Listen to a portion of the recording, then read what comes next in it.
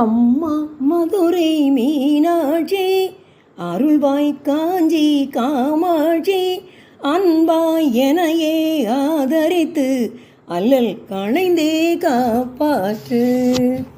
அன்னை தேவி பராசக்தி, என்னை படைத்தது உன் சக்தி.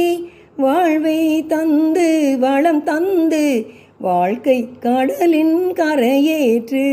தில்லை சிதம்பர பத்தினியே, நெல்லையில் வாழ்ந்திடும் உத்தமியே, திருவடி மலரை தொழுதிடுவேன், திருவருள் புரிந்தெனை காப்பாற்று.